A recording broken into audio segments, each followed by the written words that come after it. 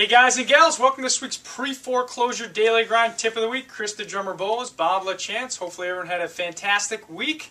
Anyway, we have a lot of good tips here today. We're going to be talking about a deal that we have in Manchester, Connecticut. We're going on right now.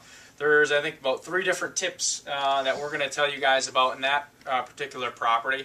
And also, we're going to go over the importance of looking at the title and doing a quick title pull down prior to even taking the short sale, whether you're an investor or a real estate agent. If it was an agent, before you take the listing, and an investor, obviously, before you even put a contract on this property. Because you'll find that you'll waste a lot of time if you don't do that. We're going to go over a perfect example and what to look for. Yeah. So first we're going to go over the deal that we have in Manchester. First mortgage with B of A, second mortgage with HSBC, and some good tips. First, let's start. Chris, let's go over the deal. Basically, we're on a 3rd different buyer at this point in time, and at this point, we're trying to close it up tomorrow. However, the buyer may or may not be able to get their clear to close, so that's kind of the challenge that we're trying to overcome at this point. And basically dealing with, as Bob said, the second with HSBC. They initially were looking to get about $3,500, and now that it's with recovery, now they're asking for 10% or twice that number, which is $7,000. So it's a $70,000 principal, and our first acceptance we got with Bank of America obviously was giving them the $3,500, okay, and HSBC was good with that.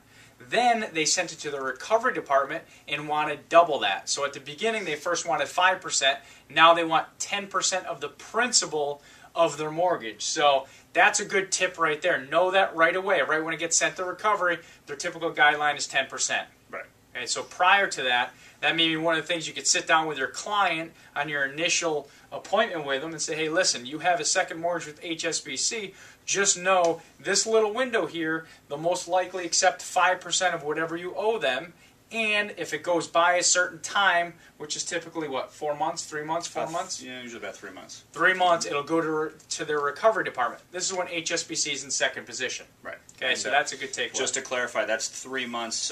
The way it typically works is that if they haven't received any kind of a payment in 3 months, that's when it will move to the next department. If they receive a payment somewhere in there, or the homeowner works out some sort of a payment plan, that restarts that clock before it goes to recovery. So yeah. So maybe one strategy also may be to see if you can do some sort of repayment plan if it goes past that time. Right. And we often tell homeowners too, if their second is like a $200 or $300 a month payment, maybe if their first is $1,500, we can understand. Okay, you guys are really stretched and it's hard to keep up with the first. But if your second's only $200 or $300, it very often benefits everybody and gives the short sale much more of a chance to close if they can stay current with that second. Yeah. Keeps it out of recovery, keeps it out of the debt collector's hands. And they'll still discount even if it is current, typically on the second mortgage, when they know the first mortgage is foreclosing. Right. That's another tip. Mm-hmm. Also, in second mortgages are more willing to actually discount when they're current. It's kind of funny. It's stuff that you don't hear every day,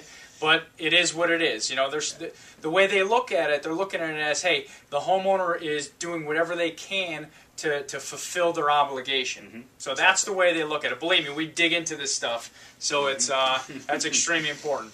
Next step, how we're actually getting the money, or the next tip, how we're actually getting the money to fulfill this, because this is not an investor deal.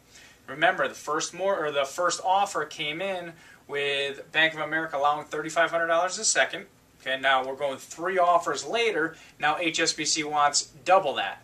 So we're getting the $3,500 from the seller, the buyer, and also the agents. Everyone's kicking in money. And Chris, where are you putting that in the HUD? Good tip here. Yeah, obviously you want to disclose that, as we always say. Yep. Good spot to put it. I like to put it right on the first page, on the 200s. This 203, 204, right kind of across, right to the left of where the normal, the payoffs would normally go for the first and second mortgages. There you go. If you guys know what a HUD 1 settlement statement is, go check one out. Google it, YouTube it. Videos all over the place on how to fill out a HUD 1 settlement statement. Yeah. Also in our prop tracker system, obviously proptracker.com, our online management tool, we have all training videos on how to fill out a HUD 1 properly. Mm-hmm. What was our other tip? We're going to talk about, what is that one? Title searching. Title searching. You could take that with it. Title pull down. So that's right. Very, very important and very beneficial and helpful to always to do just a quick title pull down. Swing by depending on your state, the town hall, city hall, or basically wherever the land records are And kept. you could do it, I could do it, he could do it. Right. If you're an investor, do it yourself. Public if you're an information. agent, do it yourself. It's all public information, but good to go and pull out the land records and just do a quick glance over, see what's recorded there, because you want to know. Obviously before you start. We've had a couple deals where we get 95% of the way in, and oh, surprise, there's another lien on there. Right. So now we have to deal with that at the last minute.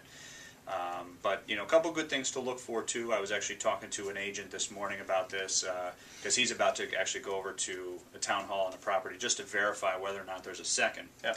And I was just telling him that some good things to look for. If you see two different liens recorded on the property, recorded at like the same time with the same entity or lender, then chances are you're probably dealing with an 80-20. An 80-20, 90-10, whatever it is. But there's usually, if it's with the same lender, because what happens is a lot of times we're talking to homeowners, well, I got 100% financing.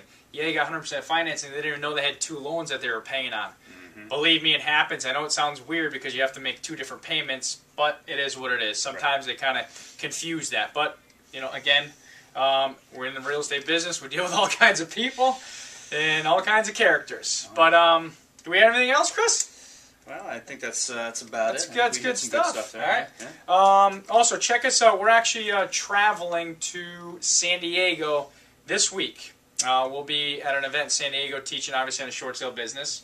Also, a PropTracker.com call is going to be not next week, but the week after. Okay, so it's again, it's unbelievable. That's our online real estate management tool. Check it out. Again, that was this week's Pre-Foreclosure Daily Grind. Chris the Drummer Bullets, Bob LaChance. See you guys next week.